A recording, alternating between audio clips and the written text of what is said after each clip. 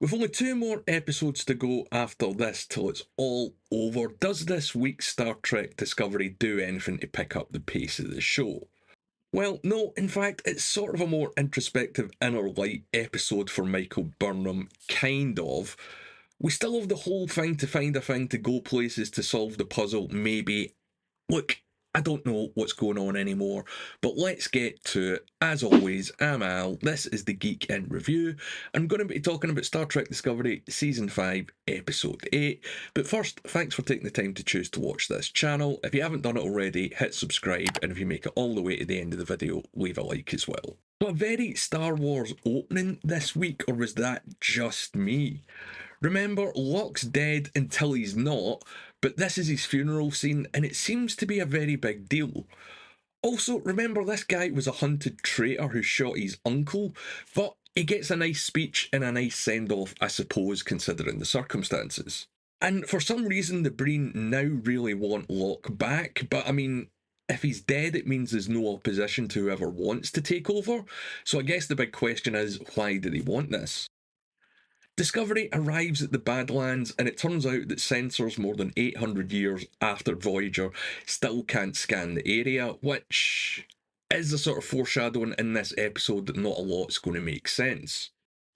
Anyway, if you remember from last week, they're looking for an ancient stellar archive full of knowledge and are greeted by an Elosian who we haven't really seen a lot of in Star Trek. I mean, they've popped up here and there, most notably as the President in Star Trek 6. But it's what she says that doesn't make sense, because what she says is that she's seen Discovery coming, but they literally just jumped into that space 5 minutes beforehand.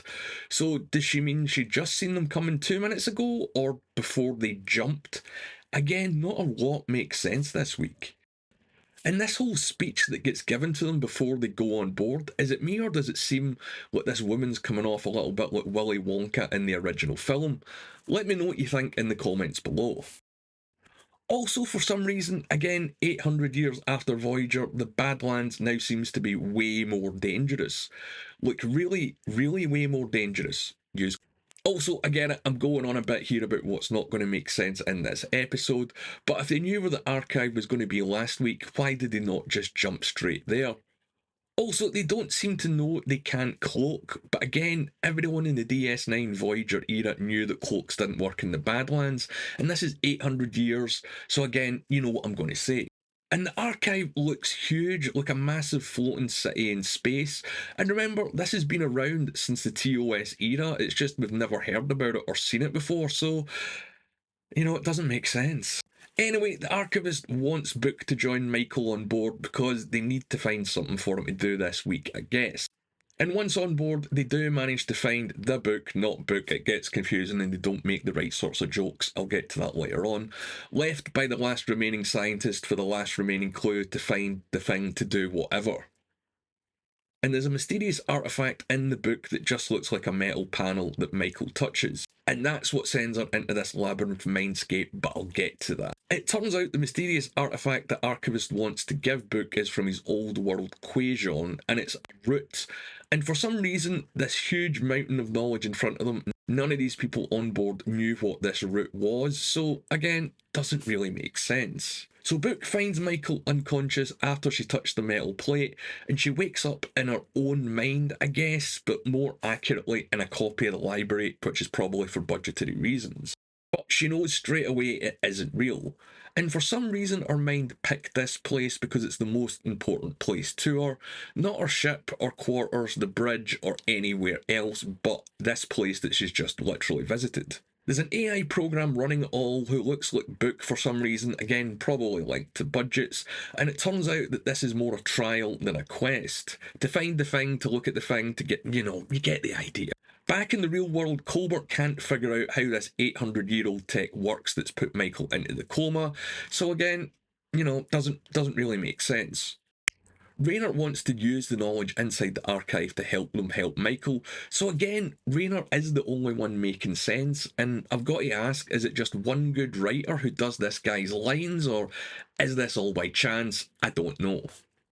The big bad of the season, the Breen, show up, and the archive has to be impartial, so I guess they're coming on board, and it seems that they can track Discovery, although last week they did completely contradict themselves twice in that episode, once by saying they could track them, and then at the end of the episode threatening to jump using the fact that they couldn't track them.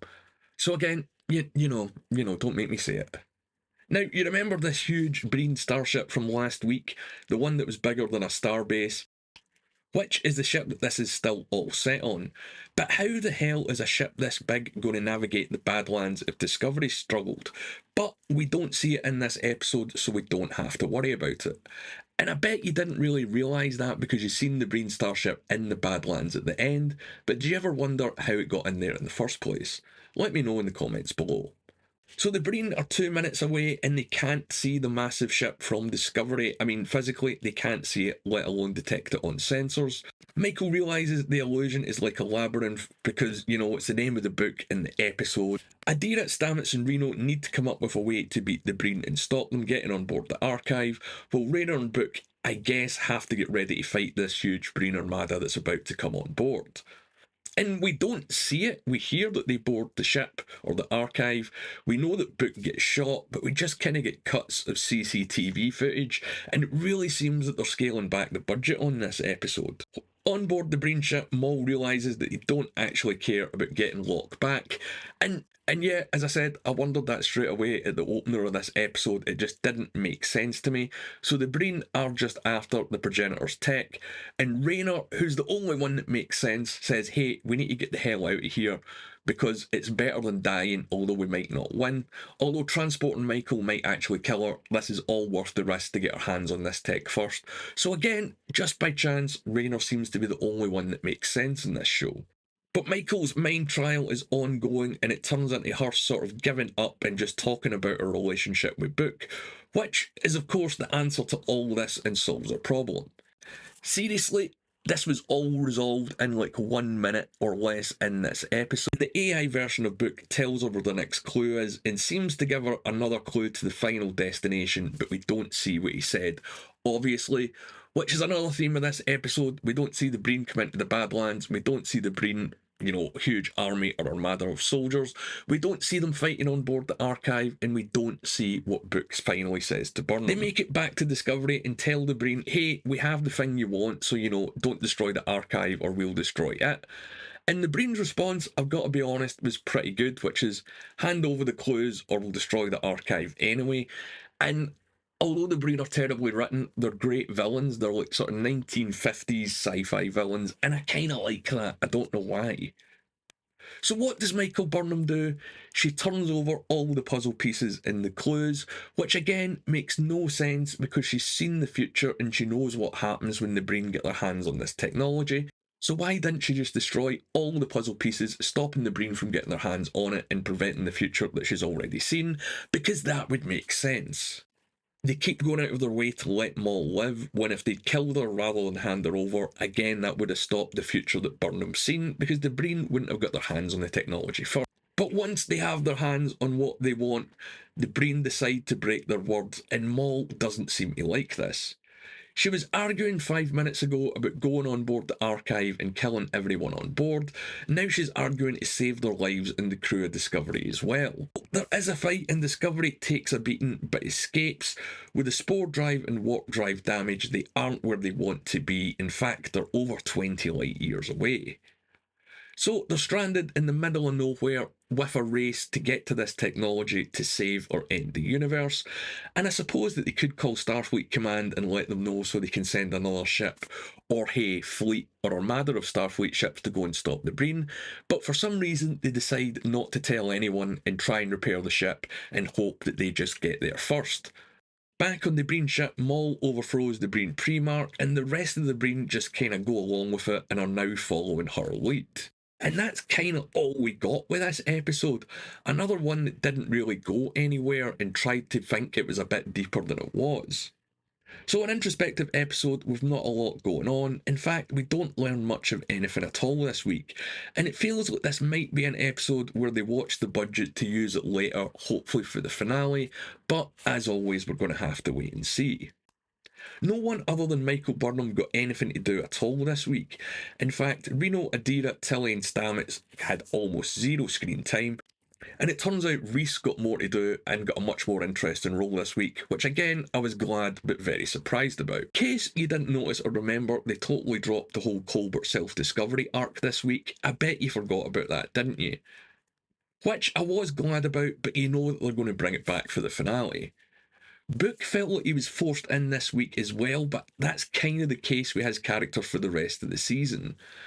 And it's a very weird thing that they're doing this season on how they're handling the characters, their stories, their arcs, and the screen time. One week, someone like Colbert will get huge focus, while others they just ignore him or he's hardly in the episode. Stamets has done nothing all season, and do you remember Saru? I mean, we've got 2 episodes to go. Do you remember him? Because where is he this season? I can't work out how they're going to manage to bring him back on board for the finale with only 2 episodes left. But this is an episode of bad choices, telling us things and not showing them, all these action sequences that we didn't see, and all the dialogue that went nowhere. The huge Breen ship with thousands on board who tried to take over the archive went unseen when it was needed. And yeah, Discovery doesn't usually shy away from action, so I'm kind of curious about a lot of the choices that were made in this episode, which is why, again, I keep thinking that it's linked to the budget of the final 2.